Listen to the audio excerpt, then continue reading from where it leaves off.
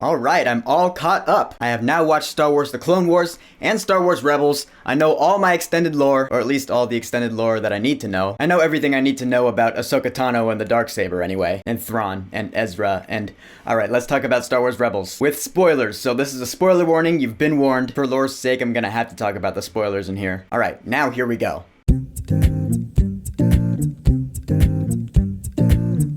Star Wars Rebels. So Star Wars Rebels ran on Disney XD for 4 seasons, and it's kind of a predecessor sequel show to Star Wars The Clone Wars. I mean, obviously it doesn't follow the same characters, like Anakin and Obi-Wan, they're in different places after The Clone Wars. Star Wars Rebels takes place 14 years after the events of Revenge of the Sith, and the final season of Clone Wars. So now the Galactic Empire is running things in the galaxy, and there's this kid, his name is Ezra Bridger, he lives on the planet Lothal. He gets caught up in this group of smugglers who take him in as one of their own, and one of these guys, his name is Kanan Jarrus. He was a Jedi Padawan back during the days of the Clone Wars. He's an Order 66 survivor. And so now he's like, alright Ezra, I guess I'm gonna train you to be a Jedi. So the basic premise of this show is that Ezra and this crew of the ship called the Ghost, they're going on their smuggling adventures, rebelling against the Empire, and Kanan is training Ezra to be a Jedi. And now we have our 4 TV seasons of Star Wars fun. And I'll be honest, the first season really hooked me. I mean, I know it's not really heavy in terms of like thick Star Wars lore, but really this first season I really liked getting attached to these characters, the crew of the Ghost. I love all these guys. You have Hera Syndulla, who's the pilot of the ship. She and Kanan have kind of a romance going on. You have Zeb Aurelios, he's a Lasat. He's the brute, you know, he's the warrior, he's the muscle, and he's really sarcastic too. He's funny. You have Sabine Wren, who's my favorite character in the crew. She's a Mandalorian. She's an artist. You see her art all over this show. And she also has some really good story arcs, especially in season 3. And I even love Chopper. Chopper's the droid of the ship, you know, because every crew needs a droid. Every Star Wars main cast needs a droid. And so here we have C-110P, who's actually voiced by Dave Filoni. And he's pretty much exactly like R2-D2. He's sarcastic, he's smart, he thinks on his feet. And so throughout season 1, I just loved getting to know the members of this crew. They're going on adventures. Yeah, it is mostly filler, but I didn't even care. And that's one thing that separates this show from the Clone Wars for me, is that the filler episodes in Clone Wars I knew were filler and they just were not interesting to me. They were boring and they felt useless. But here in Rebels, we have some main characters that the show actually focuses on. It's not like Clone Wars where there are story arcs for different characters throughout the seasons. Now, this show is all about the crew of the Ghost, and so following these characters throughout their adventures, just the witty banter back and forth between all these guys, what can I say? I really enjoyed it. But the real thick and heavy Star Wars lore comes in at the end of season 1, when Ahsoka Tano comes into play. Yep, Ahsoka Tano returns in Star Wars Rebels, once again voiced by Ashley Eckstein, and she's all grown up now, which makes sense, because in the Clone Wars, you know, she was a kid. I mean, she grew up throughout the course of the Clone Wars, but she was still young. But now in Rebels, 14 years have passed, so she's grown up. Like, I would place her in her 30s in this show. But her first action scene in this show, she pops out her lightsabers and they're already white. I was like, what?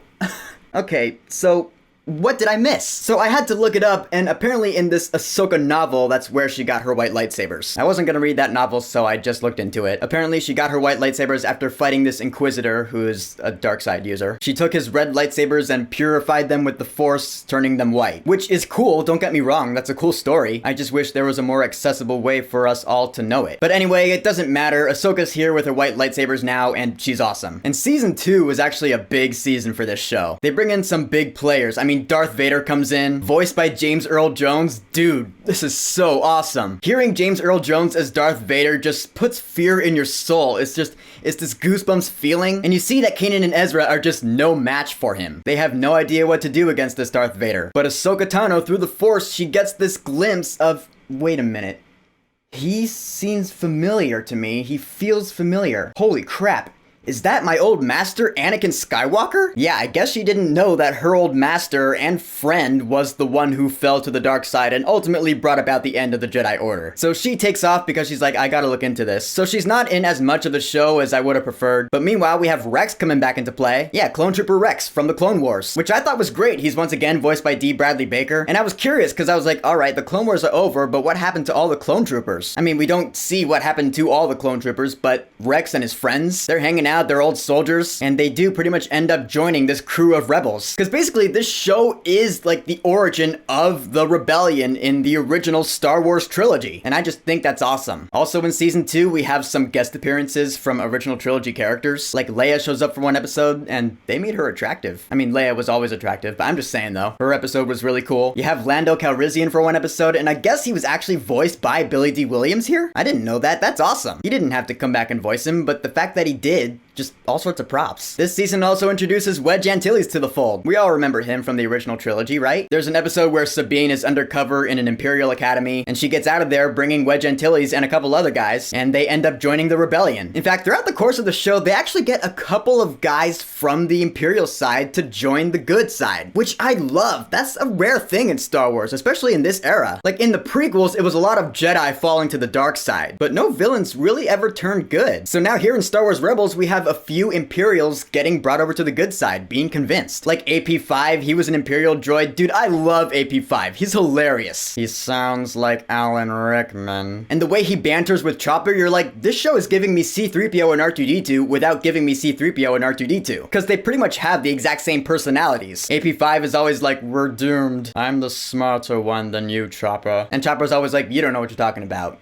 Come with me, because I know what's best. Just whenever we had a moment with AP5 and Chopper, I just laughed out loud. Better redemption arc in this show, though, is Callus. Dude, Callus ended up being like one of my favorite characters in the show. Because he starts off in the first couple seasons as a high-ranking Imperial officer. Like, he was the one who wiped out all the Lasats on their home planet, and he's a dick. He ends up, like, throwing down with our crew quite a few times. But then there's this episode where he's marooned on a planet with Zeb, and they have to rely on each other to survive. By the end of that episode, you're like, Zeb might have convinced Callus to switch over to the good side. And so Callus's redemption arc goes on from there through the course of the next 2 seasons, and it's done really, really well. But the season 2 finale, I'm sure you've heard by now, is completely epic. If you don't watch anything else in Star Wars Rebels, watch the season 2 finale. You won't regret it, I promise. Kanan and Ezra go to the Sith temple in search of a Sith holocron, and they run into Darth Maul there. Ah, okay, so that's where Darth Maul ended up going after Clone Wars. Now we get to catch up with him again. And so they get into this fight, and Maul ends up blinding Kanan. Yeah, straight up blinding him. He takes away his sight. And that's not even the biggest shock of this episode. Oh man.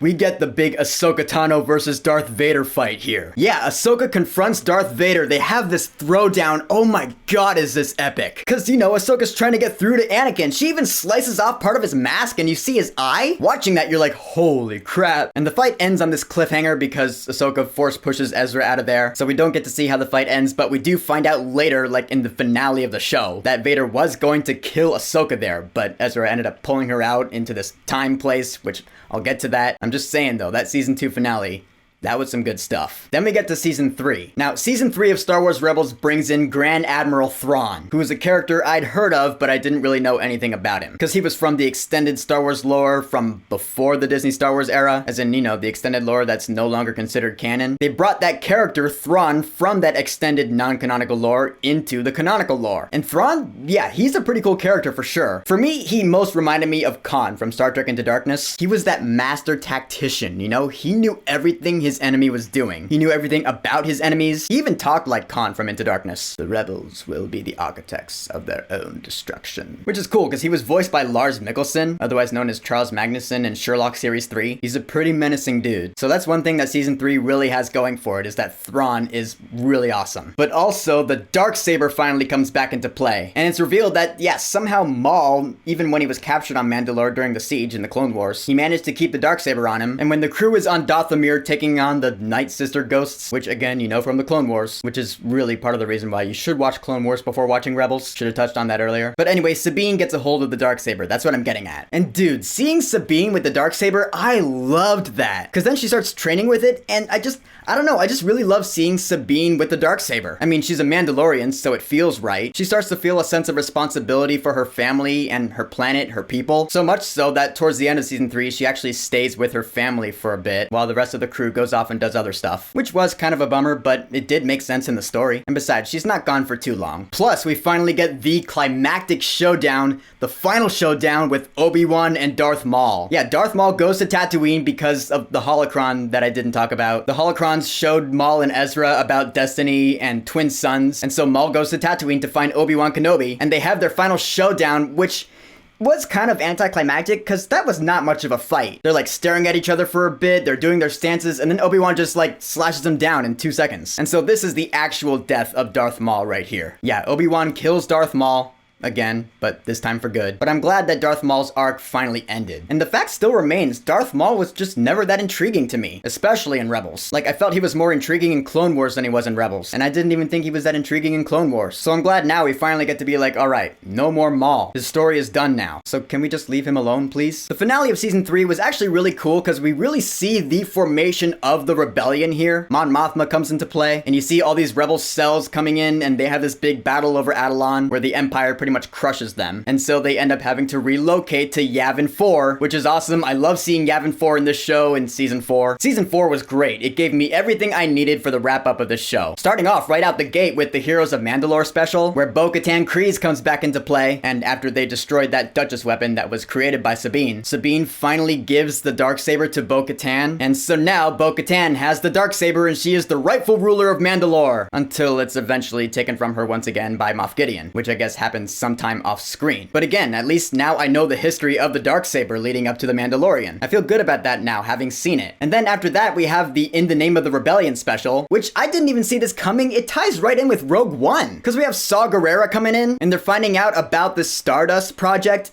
aka the Death Star. They find out that the Death Star's big super laser is powered by a giant kyber crystal. In seeing this, I was like, holy crap. Now, when I watch Rogue One after this, I'm gonna have some more backstory on it. That's just awesome. Plus, Saw Gerrera is just a cool character. His methods are kind of flawed. I'm not gonna deny that, but it was cool to see him nonetheless. All right, now we're coming towards the end of Season 4 and the show as a whole. The crew is back on Lothal, which Lothal is like the main planet in this show. It's where they always end up going back. But the Empire has taken over Lothal now, and they're building this like new TIE Defender line, this new kind of TIE fighter. Except the rebel crew blows up the factory, which, yeah, awesome, except Kanan stays behind to get the crew out of there, and he ends up giving his life. He ends up sacrificing himself just moments after Hera told him she loves him. That brought the feels, man. That really sucked. The music swelling up. I was getting sad. I was like, oh my god, this is the feels. This is rough. And they get back to base and everyone's mad and crying. Even I almost teared up a little bit there. It was good. And so later on, Ezra finds himself in this world between worlds, which I guess is this area between different places in time and space, kind of like a Nexus type place, to which I was like, okay, I was hoping Star Wars wouldn't ever delve into time travel. And really, it's not time travel. There are like really, really tiny traces of time travel here though. Because Ezra sees Ahsoka fighting Darth Vader, you know, back in the Season 2 finale, and he pulls Ahsoka out of there, and really, he does save her life here, because you see Vader was about to slash her down. So yeah, Ezra did save Ahsoka's life there, but now Ahsoka has like jumped forward in time. I mean, it's not a huge complaint, I guess it's fine. I'm just saying though that it does kind of bother me just a teensy weensy little bit, but not enough to actually matter. And in the very end, to free Lothal from the Empire, Ezra goes onto the Star Destroyer with Thrawn, and the Purgils show up. These Purgils are like these space whales that can go into hyperspace at will. They come down, they grab a hold of Thrawn and the Star Destroyer, and so Ezra, Thrawn, the Purgils, and the Star Destroyer just disappear into hyperspace. And so they're gone. Which, yeah, alright, that frees Lothal, but then you're left wondering, where did Ezra go? And so that's the end of the show. It actually jumps forward to after the Battle of Endor, you know, in Return of the Jedi, and it shows that Sabine Wren and Ahsoka Tano are now searching for Ezra Bridger. They're gonna find him and bring him home to Lothal. And so that's where the show ends. So I'm like, okay, so now Ahsoka in The Mandalorian, when she confronts Morgan Elsbeth, she's like, where is Grand Admiral Thrawn? Now I get the sense, okay, she's looking for Thrawn because Thrawn was with Ezra when they disappeared. So she's thinking that if she finds Thrawn, she'll find Ezra. So now for this Ahsoka show that's coming, I imagine that's what the show's gonna be about. Ahsoka's still searching for Ezra Bridger, which now I'm pretty sure you gotta have Sabine in that show as well, because Sabine is also searching for Ezra, and also she's searching for Thrawn, so Thrawn's probably gonna be in that show as well. So alright, we're gonna see some more live action Ahsoka, but we're also gonna get our live action Sabine Wren and Grand Admiral Thrawn, which that's awesome. I can't wait for that now. Yeah, I just got way more excited for the Ahsoka show. So in the end, Star Wars Rebels, I actually liked it more than Star Wars The Clone Wars. I just liked the characters more. They had great chemistry. I mean, sure, the animation wasn't as good, and also it wasn't as gritty as The Clone Wars, but for me, those all come secondary. I love the story in Star Wars The Clone Wars. I love the characters. I love the music. The music is way way better in Rebels than it is in Clone Wars. Because throughout the show, I was like, yes, this is actually Star Wars music. It actually uses a lot of John Williams' original themes, not some weird grade B version of them. I really appreciated that, so good job this time around, Kevin Kiner. The emotions in this show were on point. Just, I do not regret watching a second of this show. I did watch every episode, for those of you who are wondering, and now I'm glad I know all my lore about Ahsoka and the Darksaber and Thrawn and everything. It's all for the sake of Star Wars, and I am always gonna love Star Wars. So Star Wars Rebels, have you watched it? What do you think about it? Who's your favorite character in the crew? What's your favorite season? And which upcoming Star Wars show are you looking forward to the most? Whatever you think, go ahead and leave a comment.